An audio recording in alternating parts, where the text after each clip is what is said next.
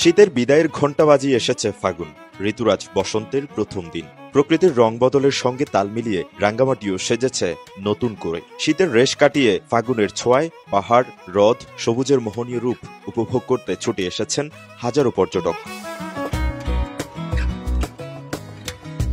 দেশের নানা প্রান্ত থেকে পর্যটকরা ছুটে আসছেন রাঙ্গামাটির নয়নাভিরাম প্রাকৃতিক সৌন্দর্য, পাহাড়ের সবুজ আচ্ছাদন, কাপ্তাই হ্রদের শান্ত জলরাশি, মেঘ পাহাড়ের লুকোচুরি, সাজেকের অপরূপ দৃশ্য আর ক্ষুদ্র নৃগোষ্ঠীর বর্ণিল সংস্কৃতি পরিবেশ উপভোগ করতে। মোহময় পরিবেশ উপভোগ করতে শীতের শেষ সময় ও ফাগুনের শুরুতে পর্যটকদের আনাগোনাও কয়েক গুণ বেড়েছে।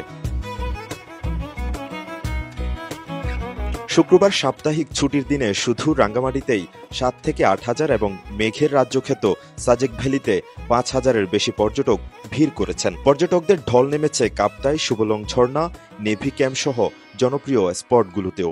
ঝুলন্ত ব্রিজ, সোনা মন্দির, সুবলং ঝর্ণা এগুলো দেখার জন্য আসলে ঢাকা থেকে রাঙ্গামাটির উদ্দেশ্যে রওনা হয়েছে। আসলে ঢাকা শহরে থাকি তো ওরকমভাবে নদী, ঝর্ণা, পাহাড়, পর্বত, লেক এরকমভাবে দেখা হয় না, এজন্য ঢাকা থেকে ছুটে আসা। অনেক সময় ছবি দেখেছি, ফেসবুকে অনেক স্ট্যাটাস দেখেছি, তো ওইখান থেকে একটা আগ্রহ যে জায়গাটা খুব সুন্দর, একটা ঝুলন্ত ব্রিজ আছে, মানে ওই পারপাসে আসলে আসা। তো জায়গাটা অনেক সুন্দর। ফাগুনের রঙিন ছোঁয়ায় উজ্জীবিত হয়ে উঠেছে রাঙ্গামাটির পর্যটন শিল্প। বসন্তের আমেজ আর সাপ্তাহিক ছুটির আনন্দে ভাসছে পর্যটকরা। আগামী কয়েক সপ্তাহে আরো বেশি পর্যটক ভ্রমণে আসবেন বলে আশা করছেন পর্যটন সংশ্লিষ্টরা। দক্ষিণ এশিয়াতে এত বড় কৃত্রিম লেক, মানে মানব সৃষ্ট লেক আর নাই। এটাই মানে প্রথম দক্ষিণ এশিয়াতে এত বড় বৃহত্তর আকারে কৃত্রিম লেক।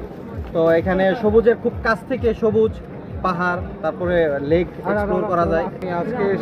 আজকে এসে প্রথমে এই যে লেকে আসলাম, লেকে এসে অসাধারণ দৃশ্য। সুবলং ঝর্ণাটা দেখছি, তারপরে পলয়েল পার্কটা দেখছি, এখন এখানে ঝুলন্ত ব্রিজে আসছি। এখানে আমার কাছে ভালোই লাগছে।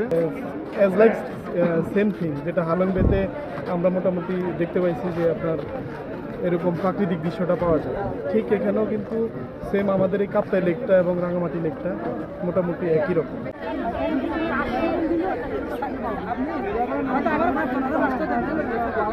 রাঙ্গামাটি থেকে রকিবউদ্দিন রকির তথ্য ও ছবিতে ডেস্ক রিপোর্ট, কালের কণ্ঠ, চট্টগ্রাম।